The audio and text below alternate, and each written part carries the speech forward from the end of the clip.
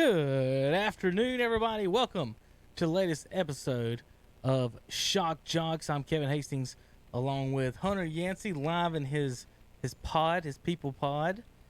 Social distancing from myself today. It's just myself in the studio. So anyone that comes in today will probably think I've lost my ever loving mind sitting over here, Hunter.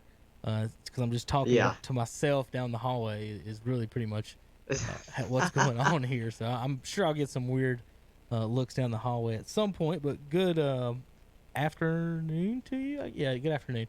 Uh, Yeah, yeah. Good Good afternoon to afternoon. Hunter. Good afternoon. I'm gonna hook my power up here, Hunter, while you welcome everyone to the show from your Hey, yeah. wonderful abode. Yeah, I want to welcome everybody to today's show. Got obviously scratching really for sports content with there being no sports happening. But we'll make it happen, Captain. Again, want to just thank everybody for being here today, tuning in. Probably some NBA talk will be brought up. NFL, the draft is about 2 weeks away. Hope everybody, of course, had a fantastic Easter this past weekend, even though I know a lot of us probably had to spend it away from loved ones that we would usually go and see on the weekends, so, or at least on Easter weekend. So, but I hope everybody has been safe and trying to keep their sanity during all of this. I know I've been attempting to do it as well. I think, what was it, Saturday when I was in there Saturday morning, I looked at you guys and I said it's officially hitting me. This no sports it's starting to take a toll. Not being able to watch, just ball games. And I'm not gonna lie, they did the horse competition last night for the NBA, and I promise you, I watched like a minute and said, "Nope, I can't do it. This is awful." I'm sorry, but this is awful. Kevin, did you even attempt to watch it? No, I do not have whatever channel you were watching on. I did not. I Oh, do I'll not be have that. honest. I just saw like them posting clips of it on Twitter, So I and just then I said, "Yeah, I'm definitely not, want to definitely welcome not tuning in for that." everybody to the Tiger King, Hunter Yancey. Got you set up now in the studios, Hunter, on your shot. I don't know if you caught it. That's caught up with you, or I don't not. think it. I don't think it. There it is. There it is. I see it now. Hunter is the local Tiger King, and or what was we going to call Terry? Something like that too. Terry Exotic. Terry Terry Exotic. Don't Exotic. don't give him any ideas. I I don't know. I just got a text from Shannon Allen. I guess that's in our group too. You're in that of Chase Young sacking Joe Burrow in practice. Hey, just think, Hunter. If it was up to the Ohio State coaches, Joe Burrow would be a linebacker. Yeah, but his coach was Urban Meyer, and then He he wasn't went good down to enough to play at Coach Ohio. O. So He wasn't good enough to play at Ohio State. That's what Tom tells me all the time when we mention Armani and these other guys and everyone else and Chaz and everybody else. He wasn't good enough to play there. Just like Russell Wilson wasn't good enough to play at NC State, right? oh yeah, sure, absolutely, absolutely. That's why can argue he's probably one of the best quarterbacks in the league, and you can't say he learned that from NC State. I think he learned that from Wisconsin. You think that's all Wisconsin? I think that, well, that's me just poking fun at NC State fans, but Mm. at the same time, um, when he comes on and does like any interview, or they ask him anything about his college days, he's always like Wisconsin. He very, very rarely does he bring up his NC State days. It's because he won the Rose Bowl at Wisconsin. He had success at Wisconsin. But I mean, NC State can still claim him if they want. I don't know if the feeling's mutual though. Terry tries to claim him. I mean, he does. Yeah, Terry. Anybody that's NC State They oriented, they Terry's gonna claim him. they Yeah, ran especially him out of Philip town, Rivers. and he still tries to claim him. Oh yeah. All right, Oh yeah. looking over, we've got a couple of things to get to and go over today. Of course, Easter was yesterday. Mhm. Part of my Easter presents, Hunter. I'll give you a quick synopsis. Hold on one Easter presents. Oh folks. man. Uh, Watching online, I've got a game that we bought a long time ago and had it signed called Harry Gant Racing. Okay, So it's the Skull Bandit. It's a racing game. Okay. And you roll the dice, and depending on what the dice say, you get so many spaces, and whatever you make your own rules. You know how you do it with Monopoly, and however you want. But Yeah. my kids love it. What you do? It's a big vinyl racetrack, and it's divvied up into 100 spaces basically. And you get a car. You get how many cars you want. So you take the little die cast cars, and you play with those. So you can, my son likes he likes to be Jimmy Johnson, and I'll be Richard Petty, and we've got all kinds of different race car drivers. But playing that game about how fun it was. I also collected when I was small these starting lineups. Folks, this is a Mark McGuire that I accidentally tore out of the pack. With his twin, he's got a Jose Canseco over here too. So it's actually a Smash Brothers one. And Hunter, so what I decided to do with the kids, instead of buying just some random toy or whatever, I've got a bunch of these guys of players who aren't any good. You understand what I mean? Like, or weren't that Scott Brocious with the A's? Like I'm not selling. Yeah. I'm not selling that one on eBay for $100 or anything like that. So I had a bunch of those. So I took the baseball ones, and I took one of our WCSL What's Up Shopper banners, and with the white back, and I drew off with a Sharpie a baseball field, lined it off dimensionally and everything, and then had the kids color it with the crayons because it looked actually pretty good. Looked like natural grass in the dirt with the way the banner was textured. And so we made a field just like the racetrack, and then I let them open a gray team and a white team of old starting lineups for their Easter present. The ones that I would never open, ones that I would never display, like I said, the Scott Brocious A's, like the Mark McGuire stay in the boxes for the most part, unless I fall off a chair and sit on them. Right. But well. So we got them out, and so I got a combo of the Harry Gant game with a combo of a game Dad came up with and made up when I was little. Of course, Hunter, you grew up in the internet age, but growing up in the age I did, we had different ways of keeping you entertained as kids. Now, whoa. I made up games like that, too. I made up a game with baseball cards and a 6-sided die. Okay. Where me and my buddy would draft, and we would pick 9 players. Okay. That way we could have 9 in our batting order. And I had written out on a piece of paper, if you rolled a 1, what it was, if you rolled a 2, what it was, and if you rolled a 3, what it was. So I know I've made games like that now. So pretty much the same thing. So what we doing with the deck of cards instead of the dice for the baseball. And so, for example, you got 2 through 9, right? So that's where the ball ends up. So if you hit it to 9, if you get a 9, it's a fly out to right field. Okay. So that's pretty simple as that. 2s and kings are strikeouts. 10's a walk. Jack's a single. Queen is double. Ace is home run. The triple, had to put some thought into this, Hunter, is the Joker card, because there's only 2 of them, and they're pretty rare. So the triples are your jokers. Makes sense. So your triples are your jokers, your aces are your home runs, Jack singles, queens doubles. And so we took all these guys. My daughter got the white team, which was the home team, and my son got the gray team, which is the away team. They each got 9 batters in a pitcher, and we went through and we played about 3 or 4 innings. Just for fun.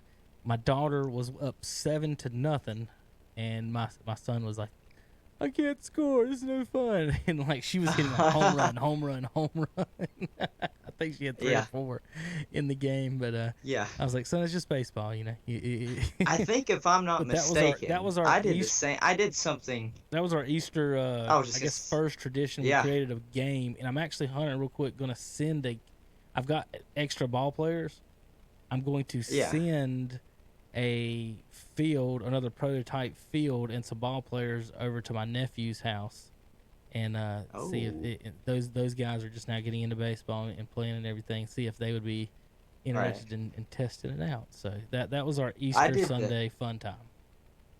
Go ahead. I did a version of my baseball like card game with football cards at the same time. I don't know if we like had, of course, all the offensive linemen out there on like the carpet, but me and my buddy would have it where it was almost skill position players. I think we did have some offensive linemen if we had it because they had to have defensive linemen as well.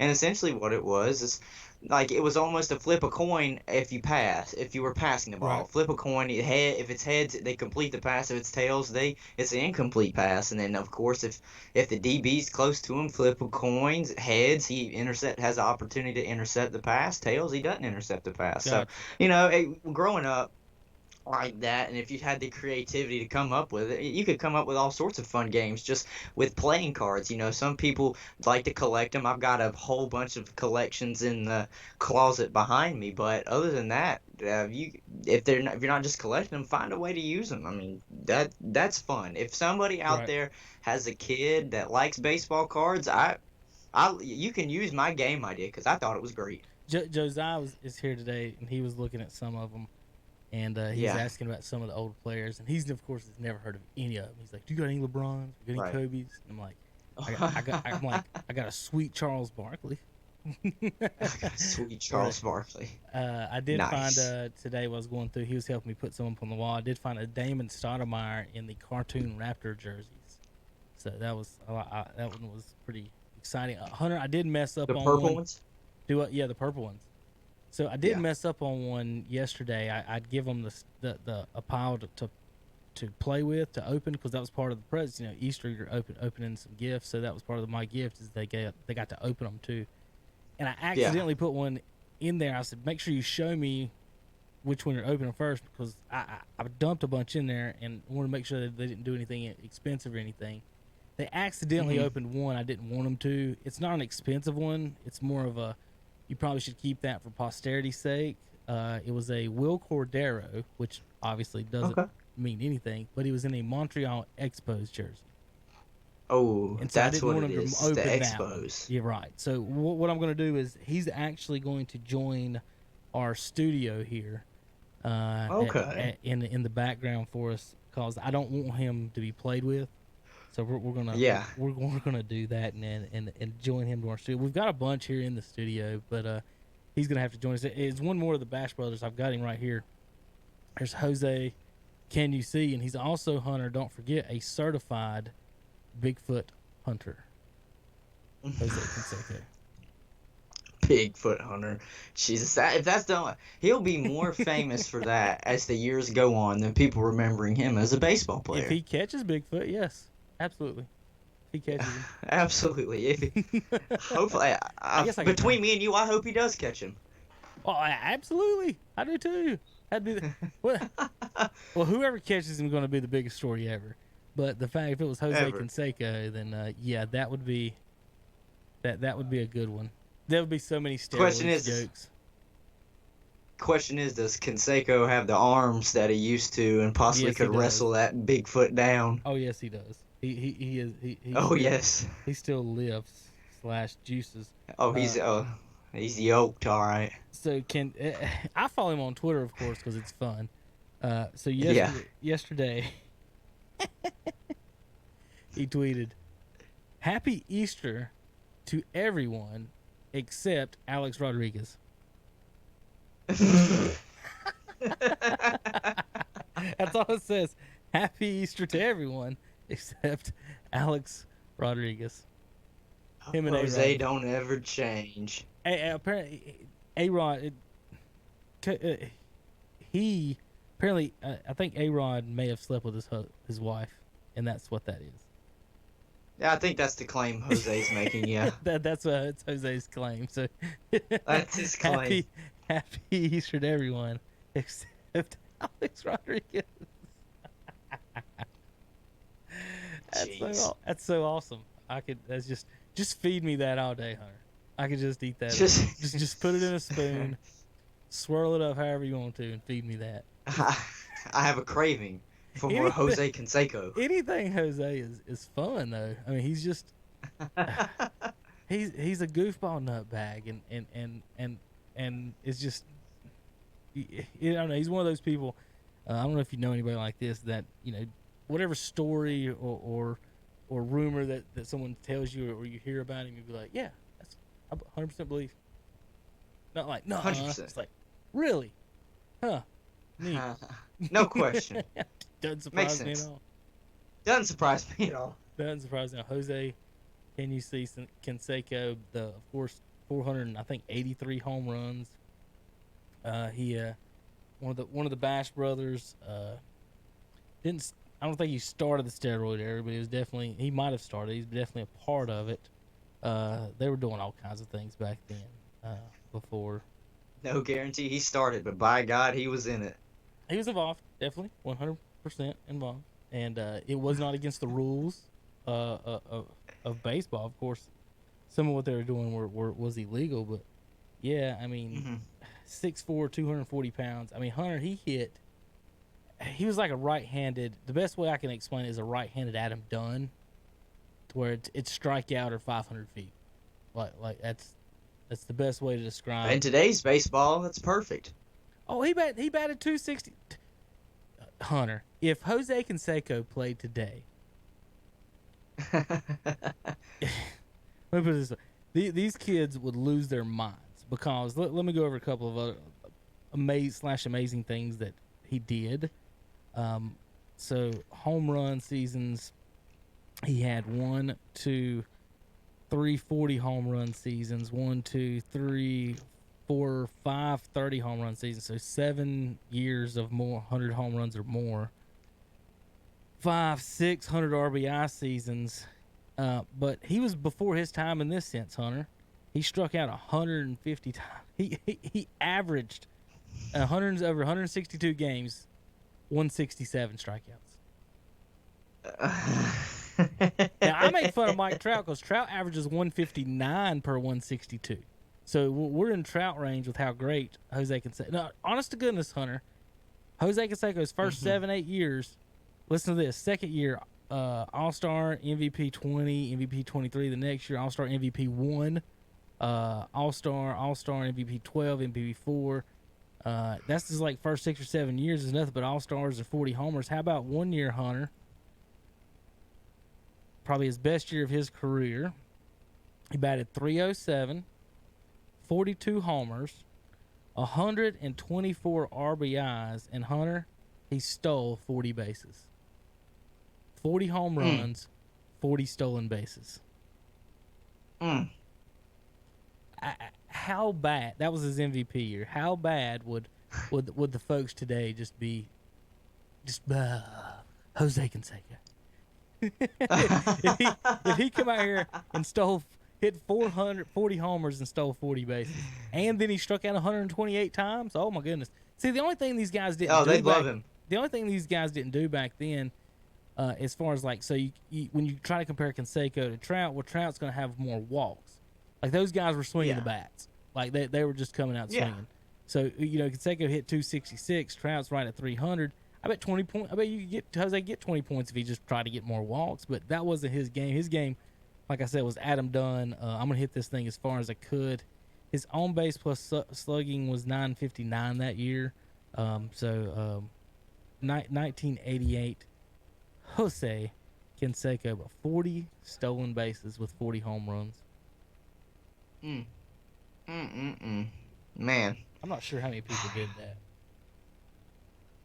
I guess the real question is, since we're on the topic, is baseball gonna happen? Oh yeah. They just got to be. You think? They just got to be. Well, it's happening in Japan already. They've got to be more of a. They can't worry about the 162 games. As soon as if they quit worrying about that, then everything else is open to me. 40-40 Club. Alfonso Soriano in 2006. A-Rod 1998. Barry Bonds 1996. Canseco in 88. That's it.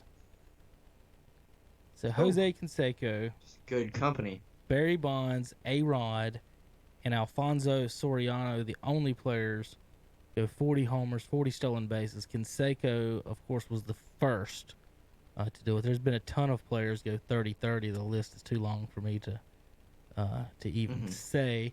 Hunter, I'm gonna pull this one up on the screen real quick while we're talking baseball. I just kind of accidentally scrolled into this. It says here's the all-time best MVP at each position, and I don't know where they were putting their stuff together, or Who what. made this list? You do what? That's kind of like, who made this list? Well, Dick Justice made this list. He says, I bring my biases to the table. I do not believe any player was ever better than Albert Pujols in 2009. So there you go. This is the best, I guess, seasons, in individual MVP seasons ever is what this list is. So by position, and once I saw Hornsby Hunter at second base, this is a legitimate list. Because anytime his name is involved in something, a lot of times they'll sneak Ruth in there or Ty Cobb in there, and they count. But if I say, what about Hornsby? Well, he played too long ago. He played in the same dang time Ruth and them played. So he counts too. And his numbers are just ridiculously outstanding. But we'll go down through this list. How about the 1970 Reds? Johnny Bench says he played 100. He's behind the plate 130 games. 45 homers, 35 doubles with 148 RBIs. Hunter, not bad for a catcher, right? You got 35 doubles out of a catcher. Goodness gracious. Mike Trout's only done that once, I think. I wouldn't be surprised. I think he had a 39 season. Yeah, he may have done it more than once, but it's very close if he hasn't. It wouldn't take me about 2 seconds to find out, so. It would take you about 2 seconds. Yeah, see, we got this thing called the internet and technology. That's how we're able to even do this show right now. Well, it's Mike Trout's Wikipedia page. I mean, Baseball Reference Play is the #1 website on the internet, Hunter. Oh my God! What was I even supposed to be looking at? What was I even supposed to be looking at? Looking at if he's had 30 plus doubles in a season. He's had 39 twice. Okay. Never 40. Honorable mention, the 1953 Roy Campanella from the Dodgers. First base, Albert Pujols with Lou Gehrig's 27 Yankees as number 2. It says Pujols gets the edge because he faced better pitching. Their numbers are pretty much the same. Had less protection in his lineup, as in Babe Ruth wasn't batting in front or behind him, and he drew 44 intentional walks. Let's see, Rogers Hornsby. See if he gives us. He hit 403 this year. He had a year, Hunter. He's got the best batting average of all time, 424. That's not on base percentage. That's his batting average was 424. 424 is unheard of in at least the past 10 years. Do what? 424, I believe, is just unheard of in the past 10, if not 20 years. Well, most guys are under 400 by the time they get to, May almost now. Tony Gwynn took some shots at it. Ichiro had some shots at it. It's just really Pujols, if he was faster, could have had a little bit more shots at it. Maybe if he was even a left-handed bat, would have had some more shots at it. See, Hunter, for 115 years you were taught to swing down at the ball, not up at the ball. And so a lot of those hit ground balls. Rogers Hornsby, give you his ridiculous stats, Hunter. His career batting average is 358. Let's see. So Trout's best ever is 327. Let's count how many times Hornsby did that. 1, 2, 3, 4, 5, 6, 7, 8, 9, 10, 11, 12, 13. 13 times Rogers Hornsby did that. He had 401, 403, and the best at 424. The year he was 424, his on base percentage was 507, slugging 696 with a 1.203 OPS. He had a 40 homer, 40 double season, but not a 40 stolen base season in his career. So he got the 40-40 a different way for that. Hunter, in 1922, the second baseman on the St. Louis Cardinals, Rogers Hornsby, he had 152 RBIs. That's like Chase Utley, RBI type production with Tony better than Tony Gwynn. That's batting. RBI killers. Dude, he was sick. Like anytime you see a list at second base and it doesn't have him listed. Now I'll give you the credit if people don't name people before 1950. Yeah, he's not going to be on there. But if you're naming Ruth and them, Yeah. Hornsby's got to be in there. Joe Morgan was the honorable mention. Third base, Terry Reinhardt. George Brett of the Royals beats out Mike Schmidt for the MVP for the best third baseman. MVP of all time. He said, let's see what he says about this. Schmidt hit twice as many homers as Brett, but Brett had advantage in almost every other category. He was hitting 400 on September 19th, Hunter, and finished at 390. A lot of pressure those last few games, huh? Oh, yeah. A lot of pressure. Shortstop Ernie Banks. Honorable mention Cal Ripken Jr. Out in the outfield, we've got Babe Ruth, the 1923 Babe Ruth, the 1956 Mickey Mantle, and, of course, the 2001 Barry Bonds. It's probably the best season I've ever seen in my life. Just ridiculous, even though we knew all knew what was going on. Honorable mention was Willie Mays for the outfield. Frank Thomas, 1994, was honorable mention for the DH. Don Baylor gets the edge as the best MVP DH season. Starting pitcher Bob Gibson, Hunter. Bob Gibson, 1968 Cardinals, 1.12 ERA, of course, with the best ERA in one season in Major League Baseball history. Back up to the top of the list real quick. I just wanted to mention, tap them on the back of on our backs. Hunter, you ready? Of those positions, 11. I guess they had a closer too. I don't know who Hernandez is. 3 Cardinals out there. Nope, 2. Just 2. They robbed us. Yeah, 3. First, second, and pitcher. We had Gibson, Hornsby, and Pujols, with only 2 Yankees making the list. No Red Sox making Richard Justice's all-time MVP seasons. Now, you want to talk a little bit about the season. Anything under 162 games is kind of good for me. I mean, you could just cut. Honestly, Hunter, it's April. Why can't we just, wherever we pick up from, start there? Mm-hmm. So if you start, keep your schedule that you have right now currently. Don't change anything. If we're going to go to cities, I think the best way to do it would just be to pick up the season where it's off. If you want to back up and grab some double headers from teams that you're not going to play twice, like say if Cardinals and Cubs don't need to make up the 16th and 17th game, but if they're only playing the Braves once, they need to do a double header with that. Is kind of what I'm getting. Yeah, that's how I feel about it. You know, if you're gonna miss maybe the first, let's just say 20 games, then you need to pick up on game 21. You know, you don't need to try and cram in the 162 games in this season by picking up opening day, say at the end of May. Opening day does not need to start then. It needs to be whatever that game is, whatever game you would be on right now, whether it's game 16 or game 17. If that's the game that it would be on following the Major League calendar, then that's 110% where you just need to pick up on. I know they're going to try and milk as much money as they can out of tickets, probably because it is a business, and that they do want people to come to the stands. And we have to acknowledge that there are going to be those guys out there that are stataholics. They love stats, and they're going to be like, how can you not play a full 162-game season? And I would look at them and say, easy, we're starting at game 18. I mean, that's just how it's going to work. To me, that is 110% how they need to approach the Major League Baseball. 160 games. The pitchers don't play 160 games. No, a pitcher sometimes, depending on what the rotation is for starting pitchers, might see 20 games. That's it. And they're getting paid like $30 million. Yeah. It's insane. I mean, it's ridiculous. Back and looking at that's starting pitchers. Looking at some Nolan Ryan. You're really, yeah, stats and innings. But that's your starting pitchers. Your relief pitchers, now they might see more than 20-something games, obviously, because they're just going to come in off relief and they're not on a rotation. But still, out of 162 games, you're only seeing 20.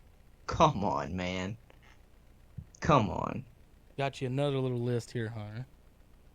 I don't know what it means or if it's anything. This is the most hyped prospect by every team. Okay, the most hyped prospect. What sport are we staying in? Baseball. We're still talking baseball. Oh, we're still in baseball. Still talking baseball.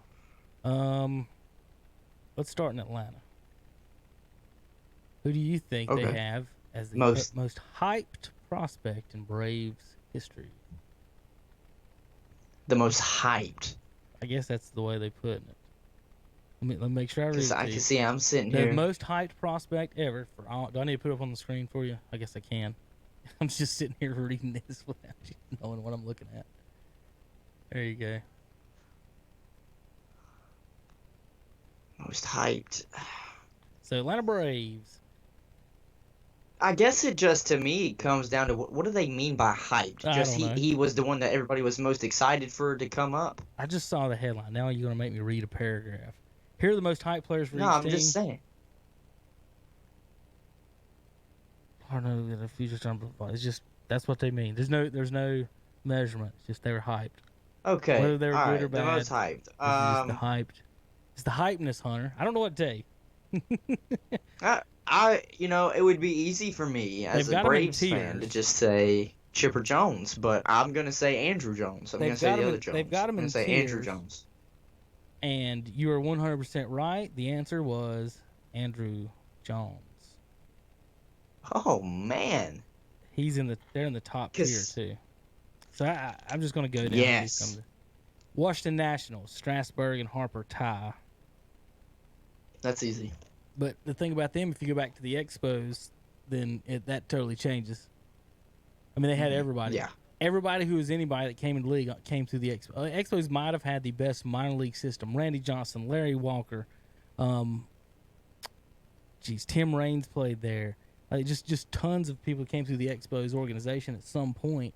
Pedro Martinez was there. That you're just like, oh, man, they had so many teams. The Angels is Shohei Ohtani, after actually have him over Trout. Kansas City. Who was it? You know. Take a guess. You're looking at the screen, probably. I just rolled through him. Looking at the screen. I'm not looking at the screen yet. I mean, well, now I am. I'm waiting to see for it to pop up. Bo Jackson. Oh, my goodness. Bo, I got that card right there, too. Future stars. Bo, King Griffey Jr. in Seattle. That's easy. Vladimir Guerrero in Toronto. Braves, Andrew Jones. Mm-hmm. He said those other players didn't hit 2 home runs in a World Series as a teenager. So that's Mr. Jones gets that. The Cubs, Mark Pryor. Tier 2. Now, those were the people that succeeded, that were good. I don't know. I don't know what they mean by tier 2. Maybe that's like his version of honorable mentions. Yankees got Brian. I remember him, Brian Taylor. He was really hyped. I did have his rookie card. Greg Jeffries played for Cardinals and I don't even know, Hunter. Like like how do you put Ted Williams in the same thing as the Tampa Bay's Wander Franco? Like, what is a Wander Franco? Do you know what a Wander Franco is? Is he somebody now? No, I have no idea who Wander Franco is. As for Tampa Bay, Franco? And I was about to say, how is it not one of the Upton boys? Cardinals, I get this. I get this one. JD Drew. I forgot. Isn't that where David Price got his start? How did they not even mention David Price for the Rays? I don't know. I don't understand this. I don't know this list. So JD Drew's the Cardinals. I get that absolutely. Rick Ankiel was also considered. Drew, when he came out, people were talking about him. People were talking about him being what Trout is. Mm-hmm. You understand what I mean? But he was a left-handed batter too. He was supposed to be really good. Had a great. So Florida State 455, 31 homers and 32 steals. Baseball's first college player to go 30-30 apparently. And he was a stud. He wasn't that bad once he got to the majors, but he wasn't I mean, he was, and that's the thing. These guys are, just if you're a stud in college, Hunter, you're still good enough to be a regular. Even if you're a regular Major Yeah. League Baseball player, you don't have to be a stud. I mean, he had a lot of seasons in the majors. Yeah, Jo- you could still be a Joe Blow in the majors, even being a college baseball superstar. Joe Mauer in Minnesota, he made it. Oakland, I remember this guy Todd Uh, Van Poppel. I mean, it was he was supposed to be the next best pitcher. Dude, for me, Oakland though, if you're talking pitchers, how can you not bring up the kid Barry Zito? Um, like I said, I don't know how they did this. This Van Poppel dude, See, I don't either. he was he was Reggie definitely Jackson. he was definitely like the hyped prospect when he came out. But look at that. I scouted Nolan Ryan Yeah. in high school. I never saw Nolan throw as hard as this kid, said St. Louis Cardinals scouting director. He's 6'5", threw hard as Nolan Ryan Yeah. in high school. I totally remember Van Poppel. He was supposed to be the man. It says he came out in the heart of the steroid era. So it didn't. It was. You asked about Upton. They got Upton listed with the Arizona Diamondbacks. Justin Upton. As I say, that's Justin, not BJ. Mm-hmm. But I San think both Francisco of the won some. Uptons had a stint in Atlanta.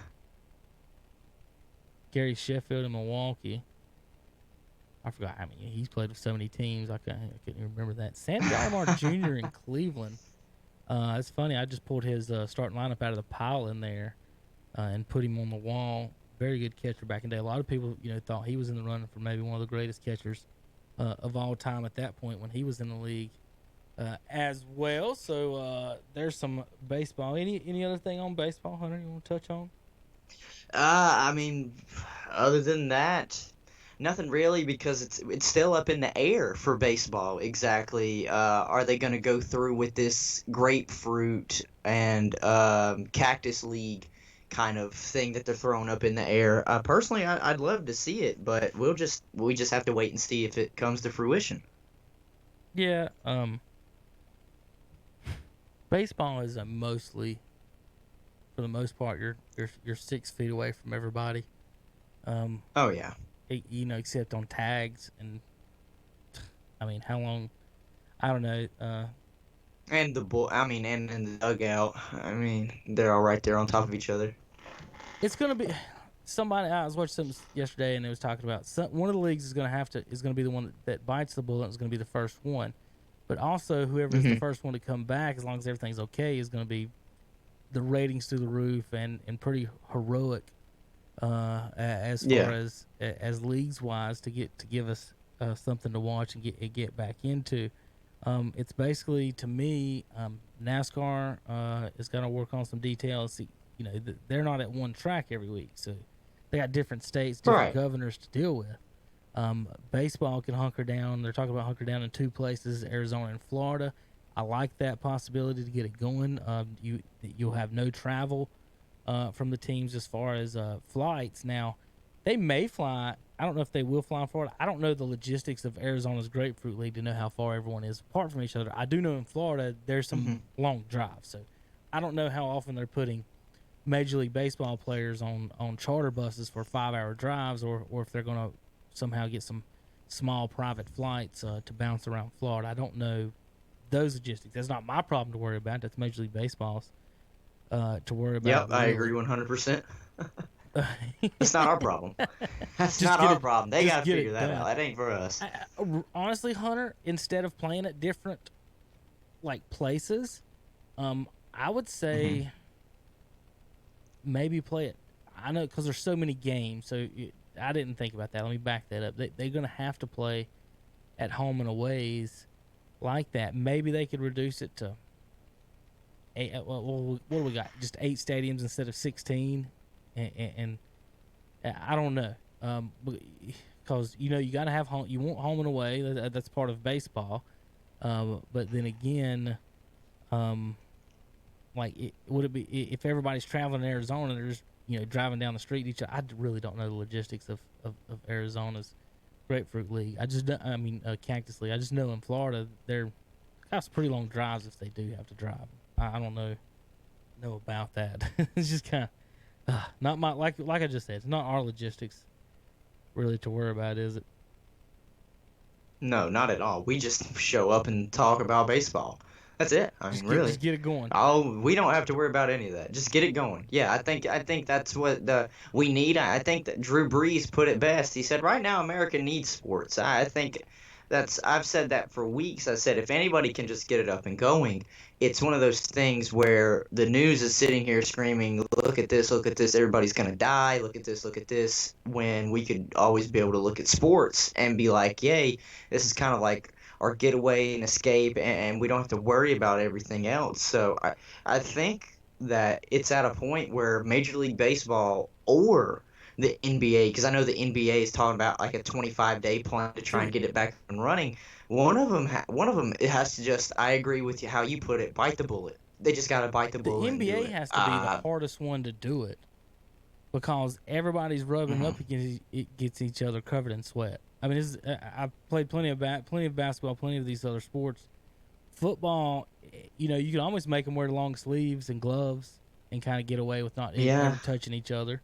Um, yeah. but in basketball, you can't not touch it, and then everybody's touching the basketball. Part of what makes the basketball being able to grip it better in the NBA is once it gets sweat on it, it gets grippier actually.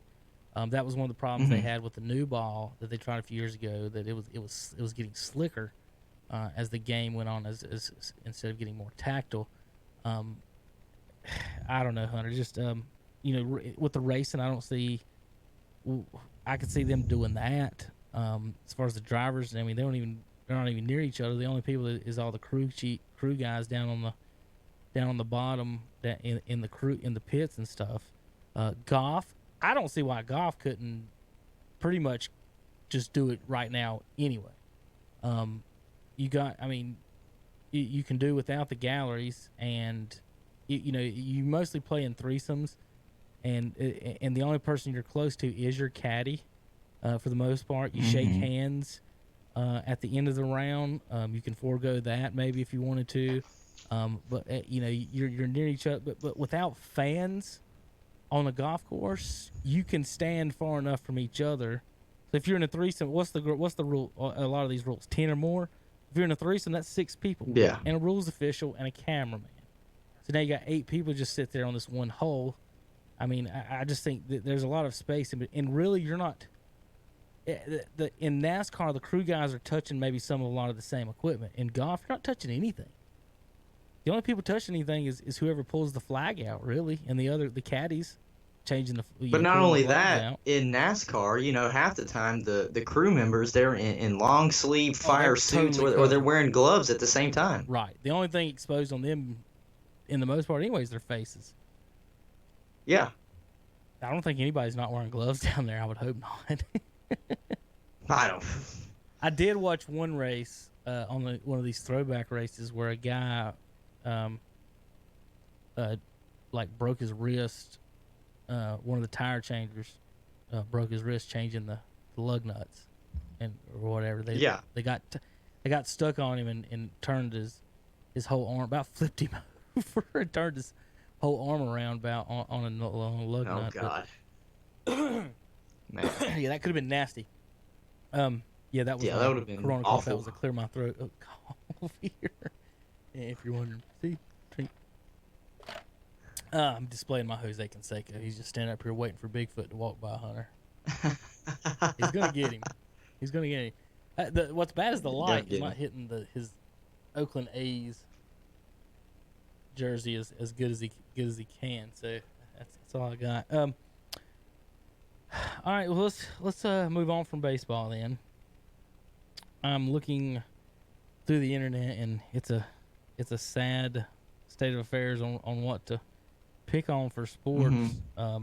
The biggest thing right Right. now, Hunter, is 2 things right now. I tell you what, we'll get to the NFL draft in a minute. I do want to talk a little bit about some of this NBA stuff. Okay. I have been poo-pooed by most everyone on these shows when I say that normal people who aren't NBA players can beat some of these NBA guys in a shooting contest. And I got a picture computer over here so I can look right at you and my screen at the same time. I guess you're looking. Are you looking at me or are you looking at the stream? Both? Or you just got I'm one over both. one? I'm both. All I right. can't send my eyes in two different directions though. Yeah, So I'm right. I'm looking sitting here here, going I'm back looking and there, forth I'm looking there, I'm looking here. because you're here, Yeah, I know. and then Yeah. my screenshots are over here, and then my internet's over here. So, so the NBA players are playing some games of horse online. Did you see what some of the results were this weekend? Oh yeah, I saw him. How about I love Chauncey this. Billups beat Trae Young. Right. Number one, I know Chauncey was an NBA player. I know he was a Finals MVP. But for someone, Trae Young is supposed to be one of the best shooters in the NBA. For Chauncey to go out there and beat him in horse, like Trae Young shouldn't lose a game of horse. DeAndre Jordan should lose every game of horse. And you see what I mean? Like Trae Young shouldn't be losing. Like if it was Chauncey and DeAndre Jordan, I would expect Chauncey to wax him. And that's another thing. People are still arguing about whether dunks and things are allowed. And I'm like, it is a shooting game. What do people not get from this? Like you can bank it off whatever you want, bounce it off something, but it's a shot maker's game. Right. You don't say, we're going to play billiards and I get to throw it if I wanted to, or in golf I get one throw per hole. It don't count. It's not. It's just weird to me, like why people think that if you want to have a dunk contest, Hunter, you have a dunk contest, right?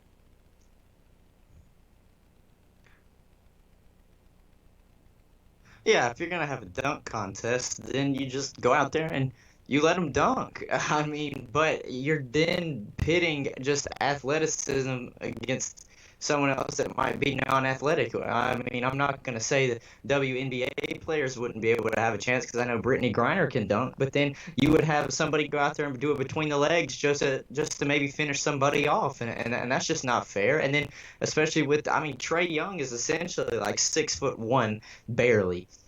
And even if he could dunk, why would you ask Chauncey Billups to try and go out there at his age to dunk? You know what I'm saying? Well, here's another thing. You ready? So did you see Chris Paul lost? I did see Chris Paul lost. Did you see who he lost to? I can't remember her name, but I did see that he lost. That was the key, though. Her. Yeah. So remember when I say I can outshoot Dwight Howard or DeAndre Jordan at a free throw contest? What's up, man? Okay, you leave. Oh Lord, Hunter. What's wrong? Andre said he had changes on the internet, and that doesn't mean good. He just started laughing, and I needed to call him, so I don't know what's going on. Can't be good. Anyway, he lost to Chicago Sky Guard Allie Quigley. Quigley finished with HOR, winning on a bank shot. Again, I don't expect Chris Paul or Trae Young to lose a shooting game, and they did, and they're some of the better shooters in the NBA. So if we're going to, some of the better shooters are losing NBA games, what are some of the worst shooters going to be doing, Hunter, in a game of horse? Like when they talked about the other day, it was like, well, LeBron. I'm like, okay. Trae Young and Chris Paul just got beat. I mean, is he going to come out here and outshoot those two? I don't know. I mean, hey, I guess it's just if your shot's on or if it's not. I mean, that's every night really in the NBA. Is your shot on or is your shot off? But I mean, we can't take it away though from WNBA players because they work just as hard as well, and they shoot the ball at the same as well. Right. So they can be great shooters. I'll put it this way: growing up, my sister was almost unbeatable at horse, but she couldn't beat me in a game of 1-on-1. Never, right? Never, ever could she. But in a game of horse, she's deadly. I mean, if I missed a shot, it was she Tim Duncan me to death. Like it was just banks from all around the court, everywhere, and just to me on these shooting games, these guys aren't that great. You've come into. I've played so many games, so many pickup games in my life where you look at the teams, you're like, well, this team's going to dominate. This team's done. And my team or whatever, whoever comes out and just shoots lights out. You just never know on a basketball court. Right. They say any given Sunday. Talking about that, I think any given basketball day is more apropos than the football thing, because I mean, Hunter, that they play 7-game series for a reason. I mean, I think the Bulls lost almost by 50 in one of the final games to the Jazz one year and still won the series 4-2. It's not or 30 or something. They lost real bad to them one game. It's just anybody can beat anybody on a hot night of basketball. All right. I just wanted to point out some of the horse folks that aren't NBA players actually winning the games with the WNBA and the retired guys, and thought that was fun. All right, Hunter, looking at your draft. Yeah. Still looking like Burrow and Young. I'm looking, at some key spots. Just, our teams are kind of in key spots. And what I mean by our teams, Yes. Dallas, Cleveland, Washington, all in spots to where there could be a trade or trades. And I'm interested to see if a lot of stuff will happen, if it won't. So Bill Barnwell does on ESPN does an all trade mock draft. So so your team can't keep the position it's in, basically. So he went through. I was looking at it before we came on. What did it say you guys did? It says Washington trades to Jacksonville for I can't say his name. What's Yannick's last name? I'm just gonna say Yannick. I'm just gonna say Yannick, the defensive end out of Jacksonville. So trade for Yannick, and the Jaguars get the second. They would get 2 picks, and Washington would get the 9th pick. What do you think about that one? I don't. Yannick in the 9th pick. Of course. For the 2nd pick, which would be Trey Young, basically. Well. Yannick in 9. I'm just gonna say this. No. No. And look, Yannick has been really good for Jacksonville. I'll admit it. I mean, he's a really good defensive end. Somebody that gets him is going to get a really good, solid veteran. But to me, backing up all the way to 9th, no, I can't. I can't let Chase Young go somewhere else. I can't. That's my ordeal on it. I think Chase Young will solidify us more than Yannick will to being a household threat at the defensive front 4 or even the front 7, depending, because we're moving to a 4-3, and I think that is going to be really the key of why we're moving to a 4-3. Besides, that's what Jack Del Rio likes. It's the fact that you've got Chase Young sitting right there, waiting for you to take him and to come out and essentially be the cornerstone of this 4-3 defense that they're wanting to run in Washington. So to me, if somebody is going to offer to try and get the number 2 pick, but if I'm Washington, I'm not taking it. The only thing out of all of this that I liked, besides obviously getting a defensive end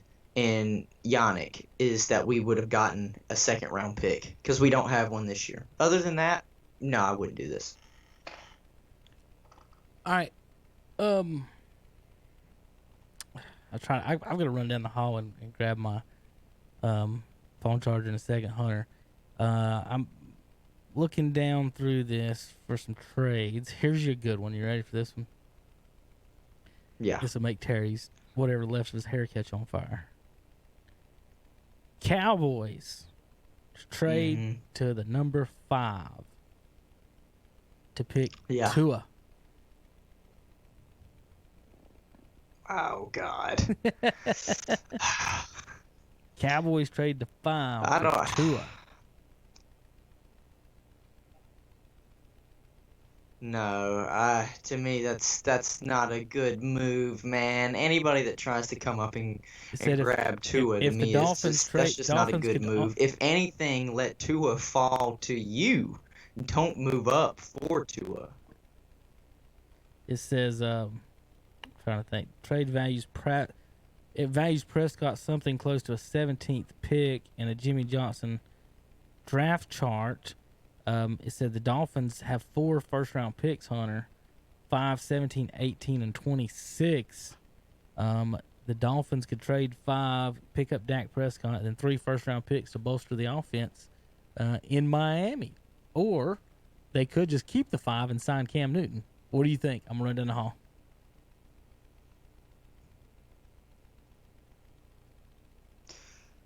I mean, just basically what I think about it is if you're Dallas, you've got a solidified commodity there in Dak Prescott. You know what you're going to get with Dak Prescott. He's going to come in there and he's going to put the work in. He knows the offense. And to me, Dak Prescott is suitable for what you need as a franchise quarterback. Does that mean I'm a huge fan of Dak Prescott? No, absolutely not. But I'm not going to sit here and say that I hate him.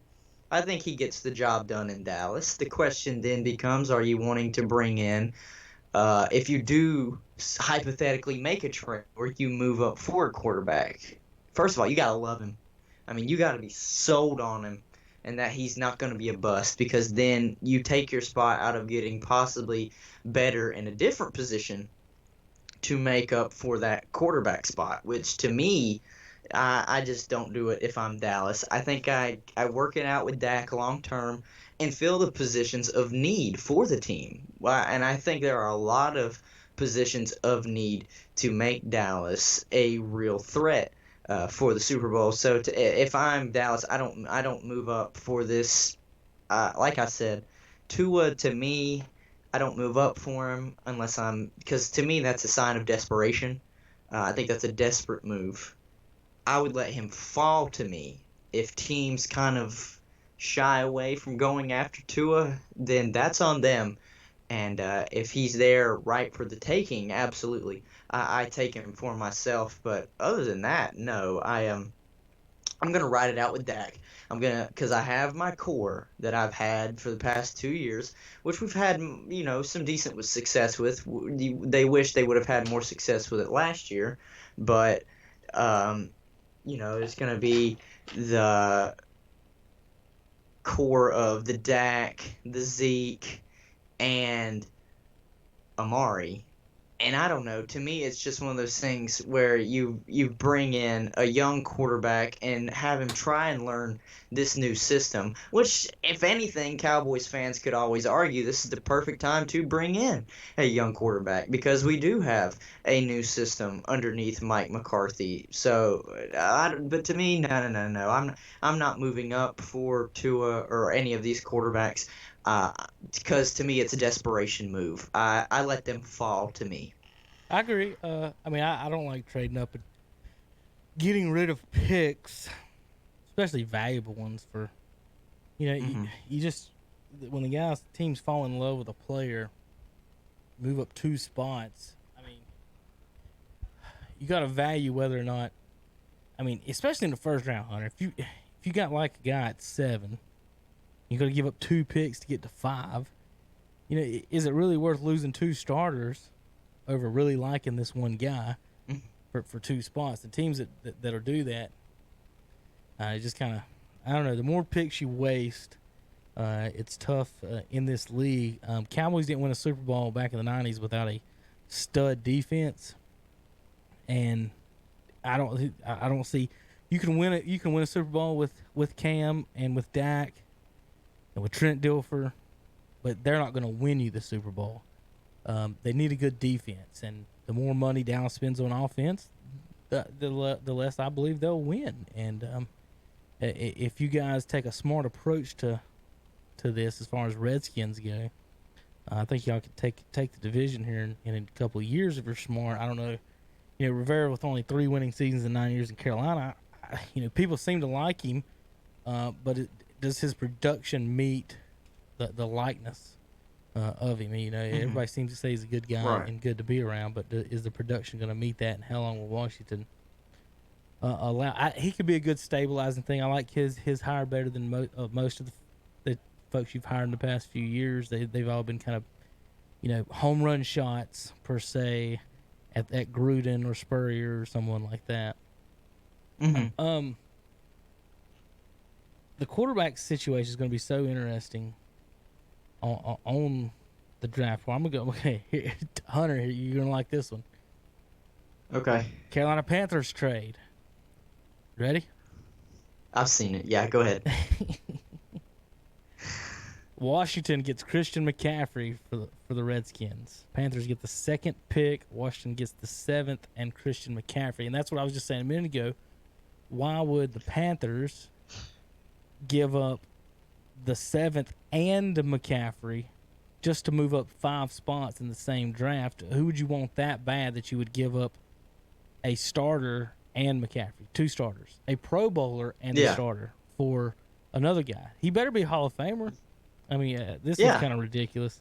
I can see all kinds of teams throwing things at Carolina for McCaffrey, even the Patriots or another team trying to win the Super Bowl. The Bucks might try to throw something at him, but I don't know if they would trade him within the division like that. I would highly doubt that. I don't think that would happen in division, but to me, it's one of these things where, I mean, he says it in his article here when he's talking about the trade.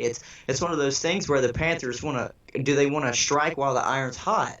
You know, there's no guarantee that you're going to get this kind of production, the 1,000 yard season that you got out of McCaffrey next year. So I would argue, and he's gonna. Hunter, I would argue almost every year that you don't want 1,000 from him. Like, if you're running back... Oh, no, you don't. My point is, if your running back's getting 1,000 yards receiving, you're not doing something good in the passing game.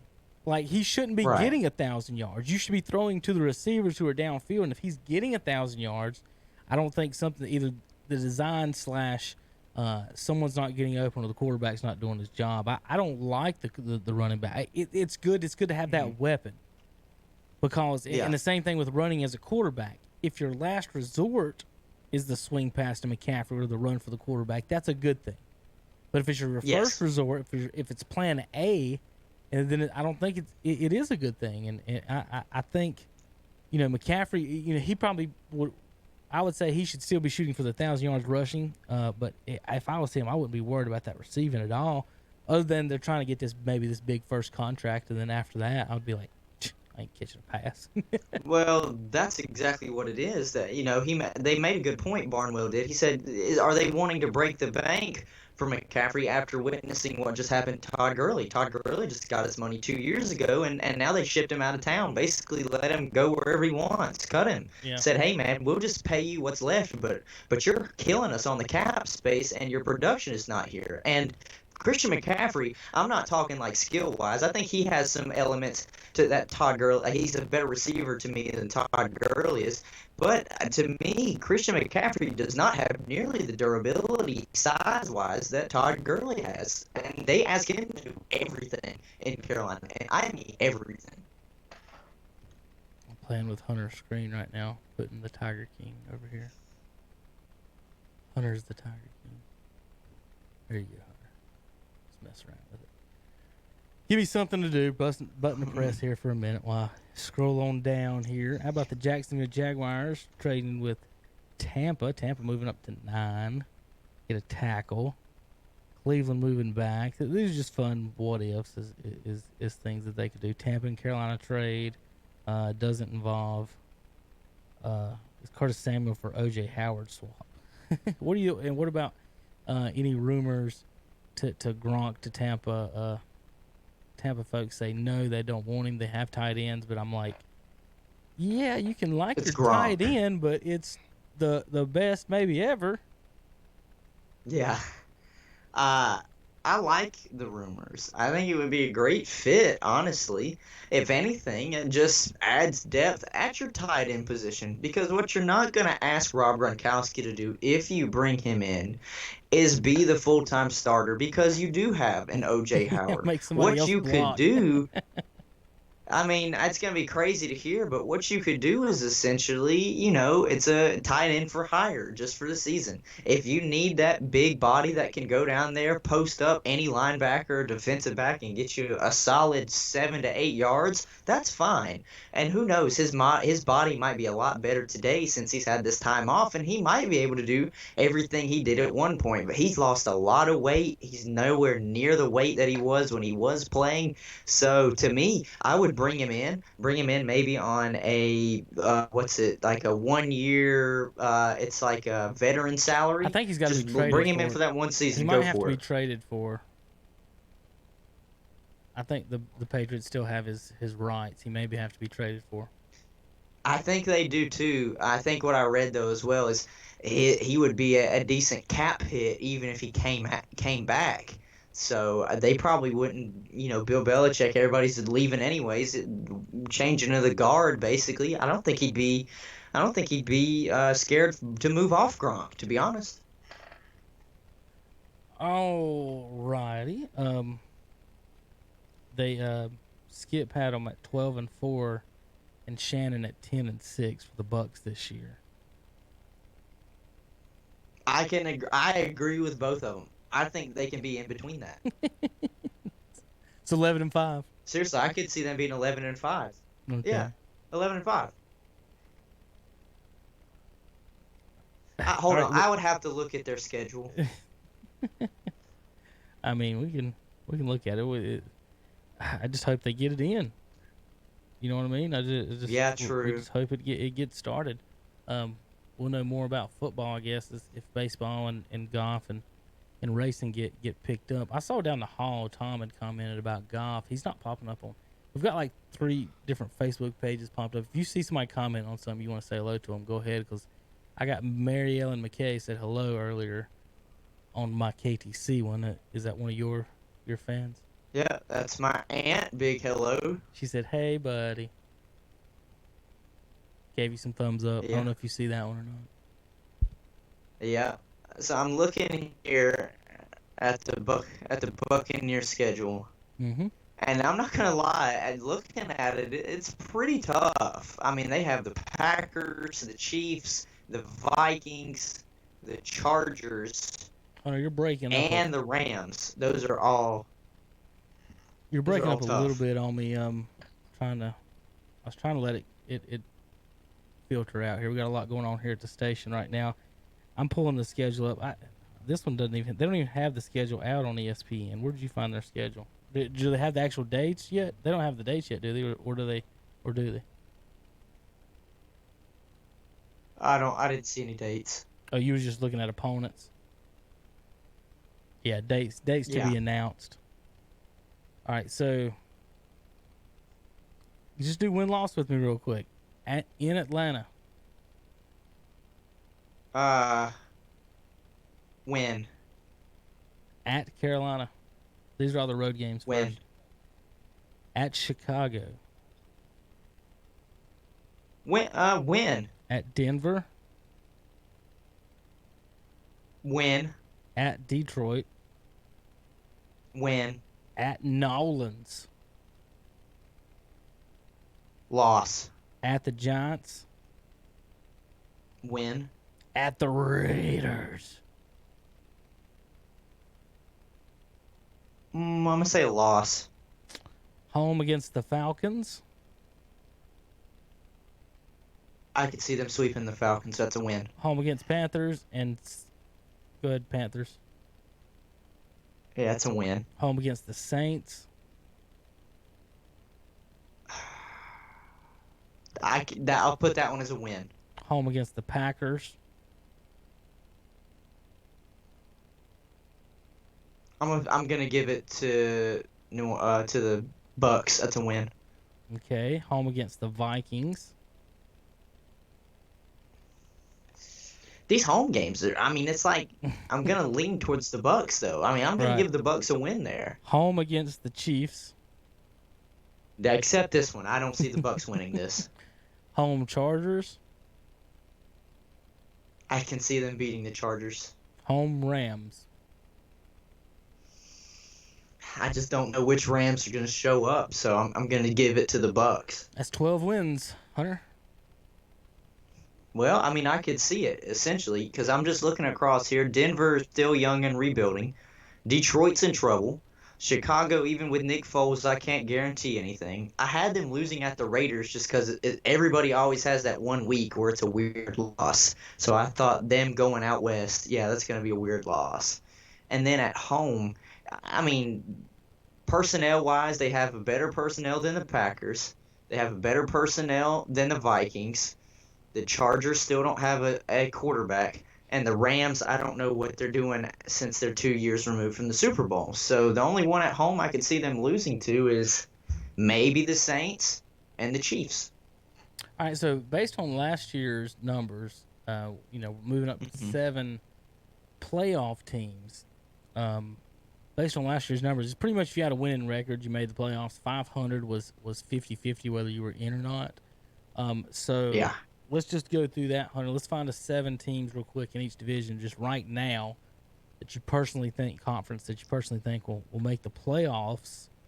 Now Hmm. remember when I say playoffs, you just got to think in your head winning record or losing record. Okay. Okay. AFC East, Okay. what you got? I've got Buffalo. Just Buffalo. Maybe put a question mark next to it. Maybe the Jets. Mm-hmm. Maybe the But yeah, other Jets. than So that, no Patriots for Buffalo. you.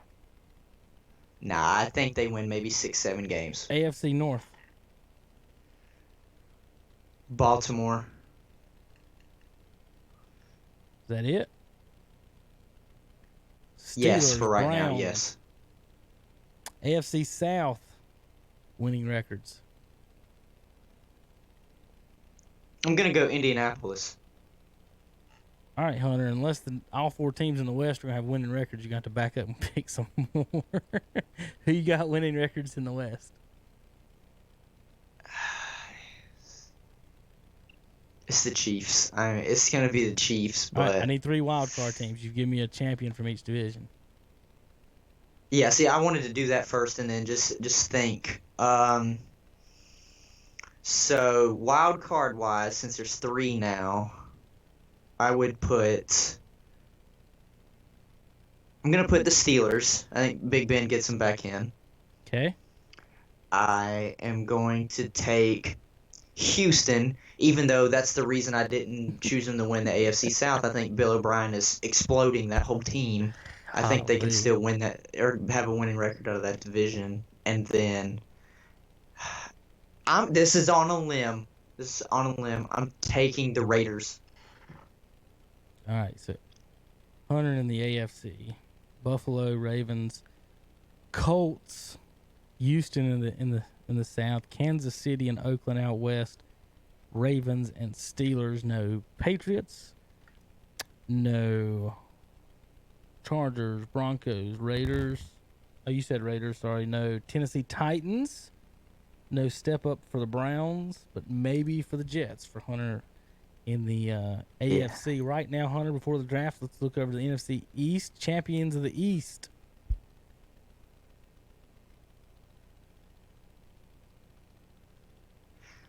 I'm gonna go with Philadelphia. All right, AFC North.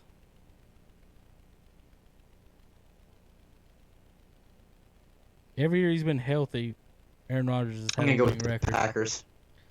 Uh, NFC South champion. You just had the Bucks at 11 or 12 wins. I'm gonna take Tampa Bay. I am. The Bucks. AFC West champion. NFC West, we're going to go with. I still think the 49ers are going to be dangerous. I'm taking Okay. San Francisco. All right, now wild card teams now, Hunter. Seattle, Rams, Cardinals, Saints. I can pick every single one of them. Falcons, Vikings, Bears, Cowboys, Giants, Redskins. Who's going to the playoffs in the wild card in the NFC? And remember, I think they gotta the get 9 wins East basically. is. I think the East is still weak in the NFC. I hate to do this. I'm gonna give the nod to the Cowboys to make it. They don't have to. I know Nobody they don't has to have make it from the NFC East. You want to start in the West and South first and see what happens? I still could think of the North because Minnesota still won't be bad. So, Chicago who do you now think's has getting Nick 9 Foles. wins? We could see how that plays That's out. what you're looking at. So who's getting 9 wins? Seattle is getting 9 wins. Okay, 2 more. Falcons, Saints, Rams, Okay, New Cowboys. Orleans. All right, 1 more. Falcons, Cowboys, Redskins, Giants, Panthers, Rams. It's tough, man, but I'm still just because I know how weak that division is. It's a guaranteed almost 4 or 5 wins. I'm leaning Dallas. Okay. So Hunter's way too early to mean anything. Playoff teams. Yep. Ravens, Indy, and Kansas City, Pittsburgh, Houston, and Oakland with Buffalo. Who's the number one overall seed in the AFC, Hunter? Ooh, it's the Chiefs, man. Okay. NFC, Eagles, Packers, Bucks, and 49ers are your division champions. Seahawks, Saints, Cowboys in the playoffs. Who is your number one overall seed in the NFC? You didn't feel too... I'm going with... Go ahead. I was just going to say the Philadelphia Eagles. Ooh, number one overall. Okay. So Eagles won. I think Kansas City won. I think that defense still got good with Darius Slay coming over, filled a need. And I think they just draft wide receivers. Seriously. And they give Wentz weapons. To me, that's just all it's going to take. And it's another one of those things with like how I had Dallas. They really could have 5 to 6 wins just because of the rest of the teams in that division.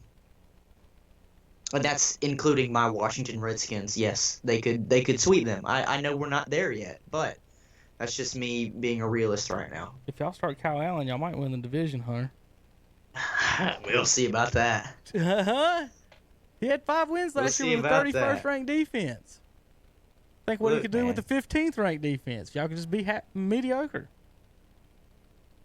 We have an opportunity to actually have a top 15 defense if everything plays out. If Kyle Allen has a top 10 defense and cuts his turnovers down, he wins 10 games. Easy. We'll see. Easy. We'll see. We'll see. He's got to beat Dwayne out first. Is it a competition? Have they said anything about it or anything? It is open competition. Oh, okay. Uh-oh. I think if I'm Rivera a lot did of trade a signs draft are pick leaning for him, Hunter. towards starting Dwayne, like he's kind of like the starter right now. But to me, it would still be smart to have it an open competition. If they would have signed or traded for Cam Newton, would he have been the starter? Right?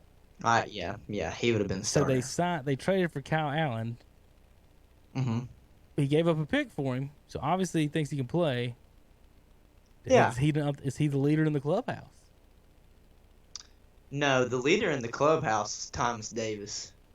I'm talking 100%. about for the quarterback position. For the quarterback. Yeah. You're just talking Kyle about Allen the the leader? room. Like if he was playing golf before we even go out, is he the leader in the clubhouse before we go out? No. Or is it Haskins? Because Rivera he hadn't ever played for Rivera. Here's the problem. The leader right now is Scott Turner. It's offensive coordinator. I'll give you that. Right now, Scott Turner. Hunter don't want to answer that at all. I don't want to answer that at all, man. I think he believe knows in it's Dwayne, Kyle Allen. and I think he's going to have a fair... I'll say this. Dwayne is going to have a fair shot, which he didn't have last year. And I think that's all I can ask for. Whether it's him or Kyle Allen, they got a fair shot. All right. Well, I see you. But they traded a 5th rounder. He specifically said because he knows their offense. So he may be ahead of Haskins just right there alone, Hunter, just before he even does anything. Looking at some Colts uniform stuff, but I don't know what they changed. It says same classic look, but built for the future. Just let me see what it's saying.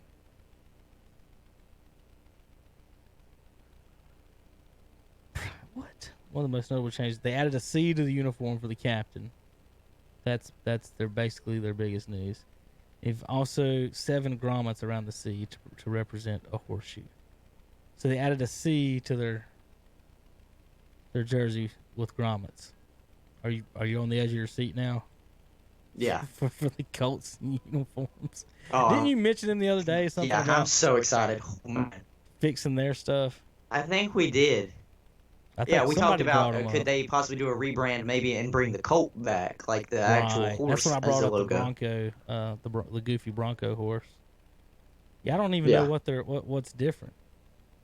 They got a Nike swoosh. Well, that's about it. They got a secondary They have logo. a logo now that has the state of Indiana on it. That's it. That's what I was talking about. That's the new secondary logo.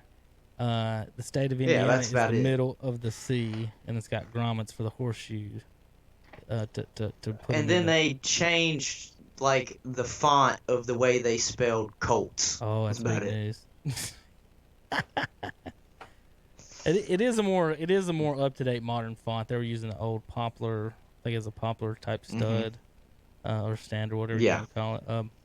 Yeah, that those don't do nothing for me. I've always, them and the Jets. Yeah, some teams, if you don't notice or don't pay attention, some teams have the exact same uniforms. Them and the Jets did a while back. The Cowboys and 49ers Hmm. actually have the exact same uniforms. The white ones and the Yeah. not the colored ones, but the white ones.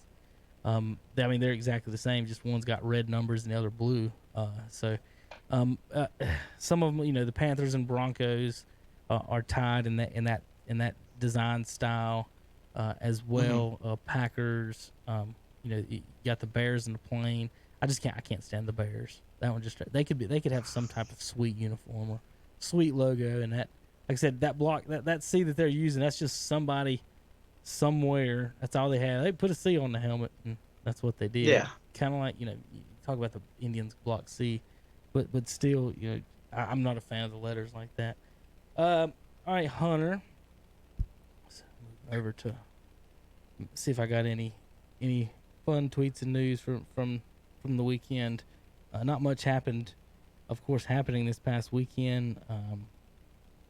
High school sports in North Carolina shut down, of course, like everything else. We don't have anything to report on that either. All right, Hunter. Michael Jordan eliminated 20 different Hall of Famers from the Mm. postseason. Knocked out 6 Hall of Famers more than once, averaging 32 points on 50% field goal percentage against those Hall of Famers. Can you name the 6 Hall of Famers he beat more than once in the postseason? Who are we talking about again? Jordan. The 6 of them. Which 6 Hall of Famers did he beat more than once in a postseason series? Is one of them Penny? Nope. There's 1 and 1 Because I'm against trying to him. think, like, are they mostly Eastern Conference players? Yeah. 3 of them he beat. 3 of them were West. Okay. 2 in the East. Hmm. 1 from both sides.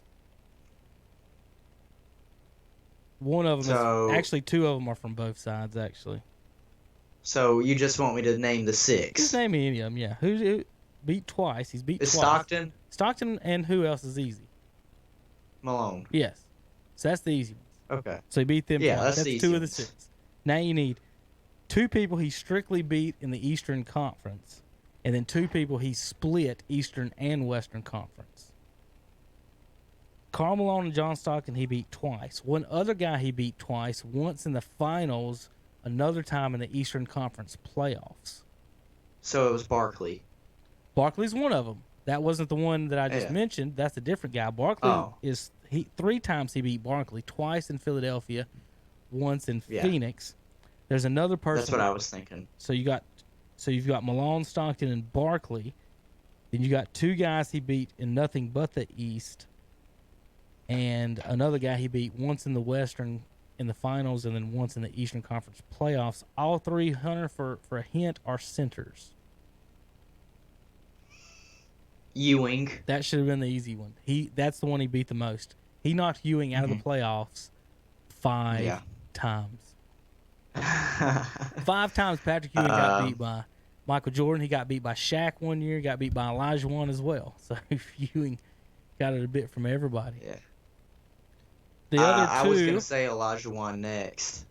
no, only beat him once. Only played him once. No, they never played Elijah one in the playoffs. Sorry. Okay. Alonzo Mourning, Hunter. So 3 times he okay. beat Alonzo in Miami or Charlotte.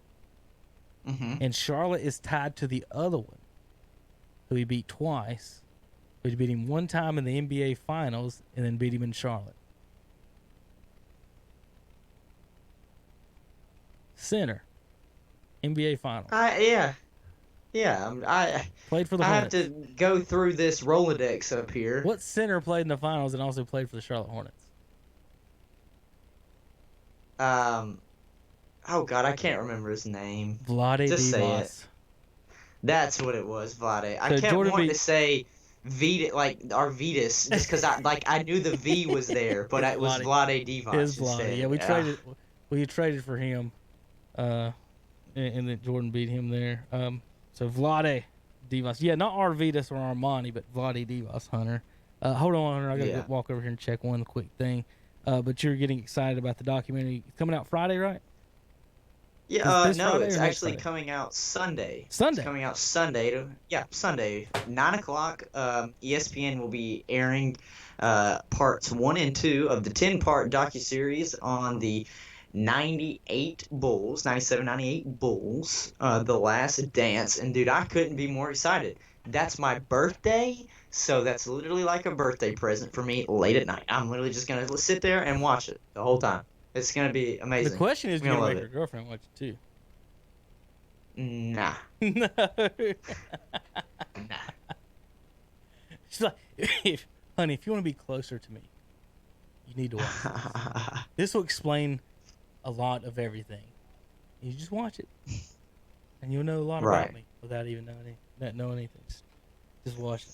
I'm just excited to watch it. You know, first of all, it's something new to watch, so a lot of us get to be excited for that. You know, we're craving content for out of every place that we can get it, especially something new. I'm about sick and tired of watching reruns of everything, so I'm excited for, and also because it is Michael Jordan and it is the Bulls, and there's such an atmosphere and almost like a magicalness when you mention anything about Michael Jordan and the Bulls. So that will always be entertaining to watch. I think one thing about Michael and those Bulls teams, and what's weird / cool about his story, Hunter, is that you can argue that the best Michael Jordan there ever was, as far as athletic wise and everything, was the couple of years right before he actually won the championship. And I try to explain this one time to you, is that, you know, especially in the second repeat, that Jordan wasn't even close to the athlete the first 5, 6, 7 years. And you got to also remember he played 3 years in high school, which most of the guys in the NBA don't now. 3 years in college that most of the guys don't. That was his whole prime as far as being the best athlete on the court. I don't know if he ever won one, except maybe the first one he was the best athlete on the court at his prime. And you know, Clyde Drexler was pretty good in Portland. The people were talking about in LA, they were arguing the other day, Worthy. Michael Thompson said if Worthy wouldn't have got hurt in that series against the Lakers in game 1, that Jordan and the Bulls wouldn't have won that one. Maybe not. It's kind of hard to argue, guy. Like the Lakers won game 1 and then got beat 4-1 without Worthy. So if you have Worthy in there, yes, it might make a difference. Yes, he's kind of it's you know, filling in that Draymond Green role of scoring some points when he's needed, and he's better than Draymond Green. Don't get me wrong in that. But playing the defense and getting the rebounds, moving the break, I don't know if that wins you 2 more games, because that was prime Jordan, was 91, 92. And I think that was people were arguing about when was the best Jordan. The first 3 championships, as far as all-around player, that was him. As far as athlete, it was before he won a championship. But the first 3 championships was probably prime Jordan. And you talk about watching the replays, Hunter. If you go on YouTube, they've got all those pretty much finals games. You can watch the whole things. The Bulls Suns series may be my favorite NBA finals of all time. That was the only series that Jordan was in that I just wasn't vehemently pulling for the Bulls. I liked Barkley. I liked the Suns. I love their uniforms. Barkley had won the MVP. And both games, when you look at the games going back and forth, it was 40 points apiece in every game, Hunter. And it was just an outstanding just series to watch both these guys that neither team could deal with at all. And I've had fun with going back and watching a lot of those older games and seeing some of these guys ball out. Oh yeah, I think that's what I'm looking forward to the most. Is just, I mean, when they were in their prime, or not their prime, but when they were going through their second three-peat, I was 1 to 2 years old. So I didn't even get I didn't even get to see it, and now we get to. Right. Not only can I go back and see it, now we're getting ready to see the behind the scenes action and everything that was going on to get them that third and final championship in their second three-peat. See, That's exciting. What got him started winning is right before that, everyone was arguing he can't be the greatest without winning championships, and he'd been put out by the Pistons and beat by them and everything.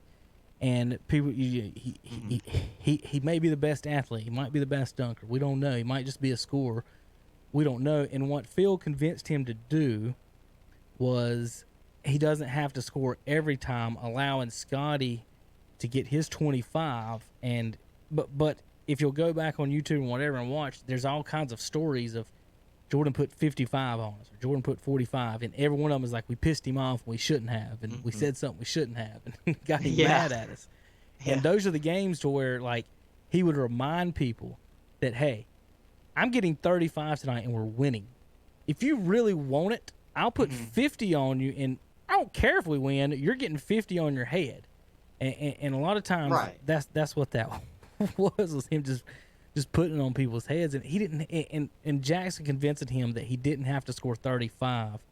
He could score 30, and if he's a decoy on a play or two, or if he passes on a different player or two, that will end up with a little bit more wins for them. But you didn't want him passing it every time. That was not the LeBron thing where you just pass to the open guy. It was, hey, if you're double teamed this time, think about passing. It wasn't. It wasn't, hey, if they double team, get rid of it. We don't want you to have the ball at all. He would still try to shoot it. But it's going to be interesting. You said it's covering the second three-peat, right? I think it's covering the final run in their second three-peat. Yeah. So the second one was against the Jazz.